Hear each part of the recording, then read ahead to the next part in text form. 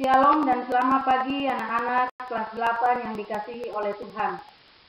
Hari ini, Kamis 2 April 2020, bertemu kembali dengan Ibu Renia Panggabean dalam pembelajaran pendidikan agama Kristen dan budi pekerti.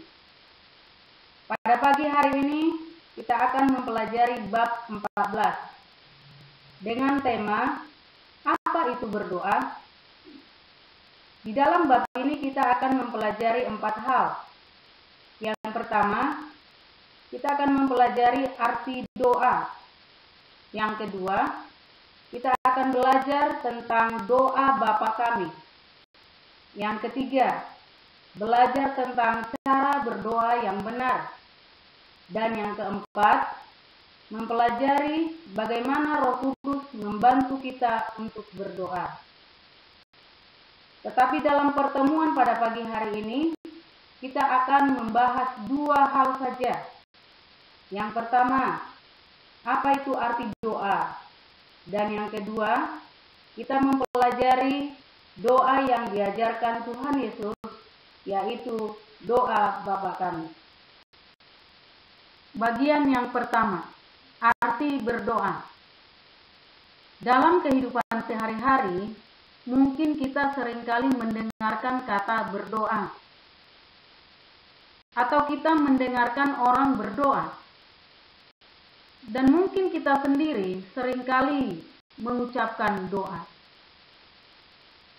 Tetapi yang menjadi pertanyaan, apakah kita mengerti arti berdoa?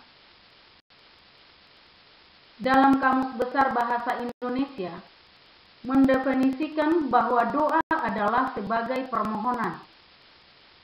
Permohonan yang berisi harapan, permintaan, dan pujian kepada Tuhan. Berdoa berarti berbicara atau berkomunikasi dengan Allah. Mendengarkan suaranya, kehendaknya, dan rencananya bagi manusia yang percaya kepadanya. Melalui doa, manusia dapat menyampaikan permohonan, pengakuan akan kebesaran Allah, puji-pujian akan kebesarannya, dan pengharapan kepada Allah. Alkitab mencatat bahwa ada sekitar 85 doa dalam Alkitab. 60 pasal Mazmur berisi doa, dan ada 14 bagian Mazmur yang juga dapat disebut sebagai doa. Di dalam doa ada hubungan yang akrab antara manusia dengan Tuhan, sama seperti yang dilakukan oleh Abraham, yaitu ketika Abraham berdoa syafaat untuk Sodom. Di dalam doa ada penyerahan diri dan penaklukan diri kepada Tuhan, seperti yang dilakukan oleh Yakub, di mana Yakub berjanji akan melayani dan setia kepada Tuhan jika Tuhan memberkati hidupnya. Dapat kita baca dalam Kejadian pasal 28 ayat 20 sampai 21. Alkitab mengajarkan agar doa menekankan sifat Allah yang kudus. Doa menempatkan manusia menuruti kehendak Allah dalam segala keputusannya. Relasi ini sangat penting, sebab doa sesungguhnya adalah hubungan yang akrab antara manusia dengan Allah. Dalam doa, manusia berkomunikasi dengan roh kepada Allah, memohon, memuji, menyembah, bahkan mengakui kebesaran Allah bagi dirinya. Bagian yang kedua, doa yang diajarkan Tuhan Yesus, yaitu doa Bapa kami. Doa yang paling sempurna adalah doa yang diajarkan oleh Tuhan Yesus, yaitu doa Bapa kami. Dapat kita baca dalam Matius 6 ayat 9 sampai 13. Doa ini selalu dijadikan contoh dan pedoman bagaimana manusia harus berdoa dengan benar.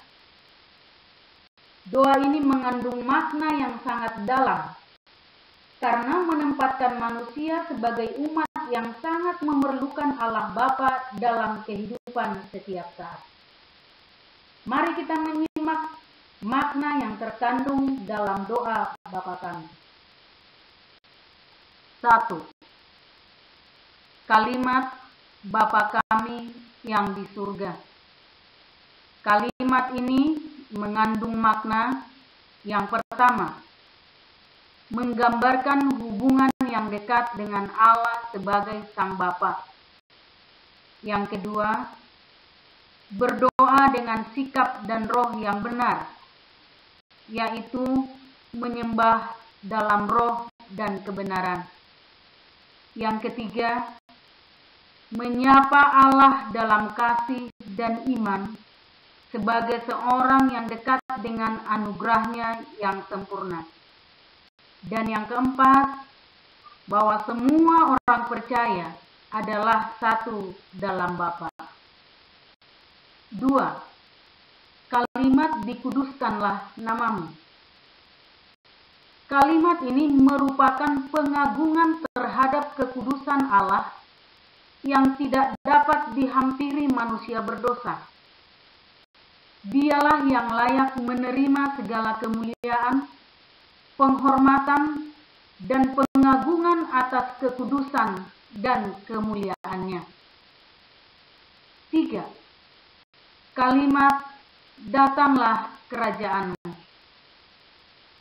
Datanglah kerajaan adalah permohonan agar Allah mengadakan pemerintahan dan kedaulatan yang terus-menerus pada saat ini, sekarang ini, dan di sini.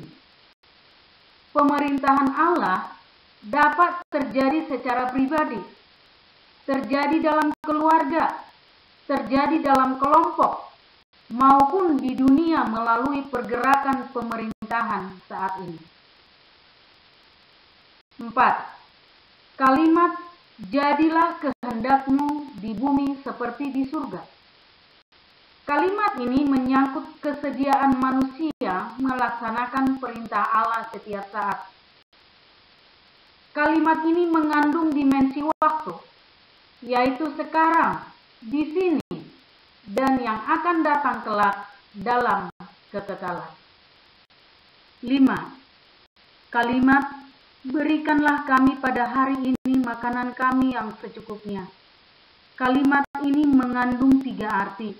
Yang pertama, mengandung kerendahan hati untuk memohon yang secukupnya.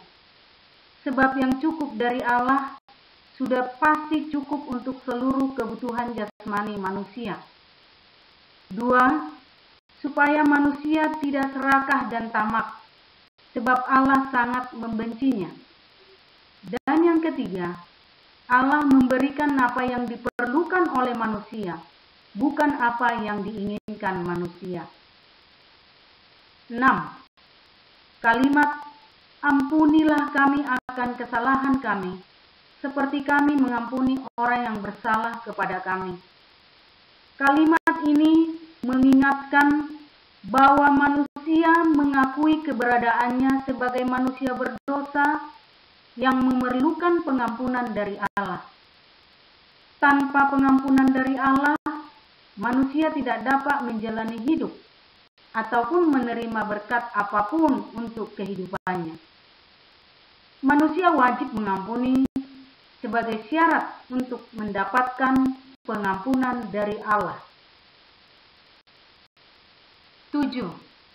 Kalimat dan janganlah membawa kami ke dalam pencobaan, tetapi lepaskanlah kami daripada yang jahat.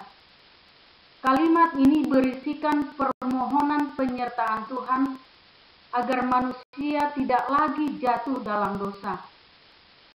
Menggambarkan kerendahan hati seorang manusia, bahwa manusia cenderung berbuat dosa atau perbuatan jahat yang dibenci oleh Allah.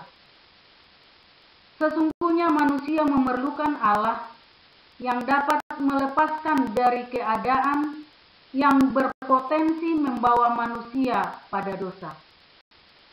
8. Kalimat karena Engkaulah yang empunya kerajaan dan kuasa dan kemuliaan sampai selama-lamanya.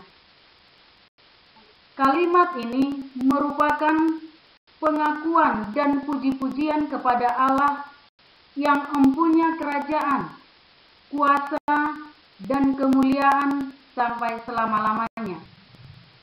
Merupakan pengakuan atas kesempurnaan Allah, kekekalannya, dan kedaulatannya atas manusia dan alam semesta. Anak-anakku yang terkasih, jika kalian sulit untuk berdoa, sulit memikirkan kata-kata yang indah dalam berdoa, ingatlah ada doa yang diajarkan oleh Tuhan Yesus, doa yang sempurna, yaitu doa Bapa kami. Bapa kami yang di surga, dikuduskanlah namamu, datanglah kerajaanmu, jadilah kehendakmu di bumi seperti di surga. Berikanlah kami pada hari ini makanan kami yang secukupnya, dan ampunilah kami akan kesalahan kami, seperti kami juga mengampuni orang yang bersalah kepada kami. Dan janganlah membawa kami ke dalam pencobaan, tetapi lepaskanlah kami daripada yang jahat, karena Engkaulah yang empunya kerajaan dan kuasa dan kemuliaan sampai selama-lamanya. Amin. Tuhan Yesus memberkati.